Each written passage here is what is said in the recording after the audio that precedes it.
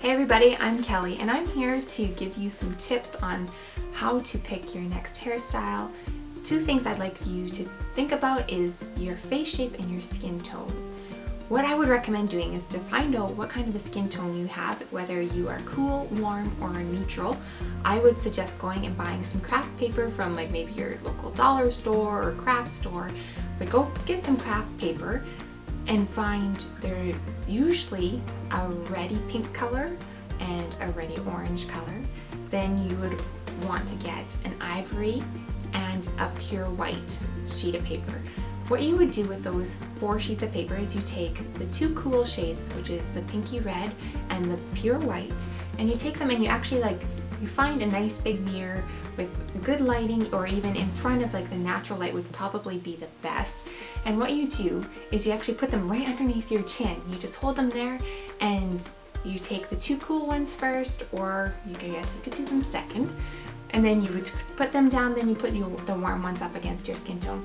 What you would see is usually one of those sheets of paper will make your skin color just pop and glow. That will actually help you determine whether or not you have a cool skin tone or a warm skin tone. Whatever makes your skin just come alive, that would be the right choice for you. Now, you might be in neutral, which is amazing because that opens up so many different options for you, and it might work that way for all 4 of those sheets of paper. So that's something that you can do to really help you figure out what kind of a skin tone you have. Now that won't change either when you have a tan, or whether or not you are like me where you lose it completely after 2 weeks of being in the sun. So that will help you identify what kind of a palette you will need. When you're looking at a new hairstyle, what you want to think about is your face shape. Not only just the color, but you want to look at your face shape. There's a few different kinds of face shapes. It's not just an oval, round, or square anymore. There's actually quite a few different styles of face. So there can be a diamond, heart, a rectangle, a triangle, an oval, an inverted triangle, an oblong, a round, and a square.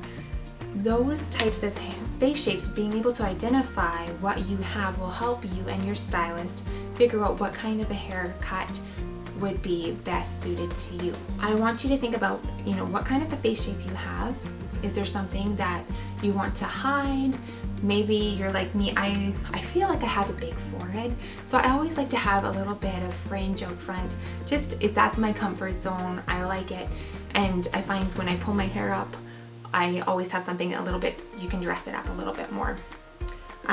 So for me, I like having just a little bit of fringe, but I also have the right face shape for that haircut. Now there are some different types of face shapes that might not be as suited to bangs or fringe as some others. So definitely look, and you can look those up online as well, and you can actually figure out some really good graphs and see the different types of face shapes, and then you'll be able to determine what kind of face shape you have. So once you have identified what kind of a face shape you have, then I would look into also the color. Now, all the rage right now, it's all about contouring, and everyone talks about contouring their face, trying to hide things, trying to diminish things. This is all the natural levels. So when you're looking at these, this is a level 1 to a level 10. When you're in the darker shades, all you see is the solid color. But once you start going in here, you can actually see the individual strands a little bit more. So when you're doing a new hairstyle, when you're trying out a new hairstyle, what I want you to think about too, and maybe talk to your hairstyles about, is highlighting and contouring your face with your color.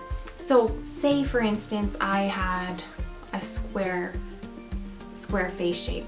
I wouldn't want to have anything like my highlights starting right at my jawline, because that would actually that would draw attention to my jawline. So you can really play with the color, and you can really personalize your own color with your face shape, and you can really play with that, and you can have a lot of fun with it. But knowing what kind of a face shape and color tone you have will definitely help you with this. If you have an ashy skin tone or more of a cool skin tone, you would want to stay with more of like the cool shades. Now, there are tons of different colors that you can still get. Like these are just my Palmagel colors that I'm using as an example. But you could still get a red, which some people are like, what? But you can get a nice cool red, which is more like the plum shades. That's something that you could still achieve being cool toned. Now, if you are warm toned, you wouldn't want to necessarily go with an ashy color because that will actually make your hair and it'll just really make it look drab. Your skin will just, it won't have any life to it. Your hair won't have any life to it. So being nice and warm is actually the best thing for you with warm skin tones. So I hope this information will help you in deciding what kind of a color you can get, what would look best for you, and I just hope that, yeah, you'll be able to take that kind of the small information that I was able to give you today, and that will help you achieve your best look and your best hair day.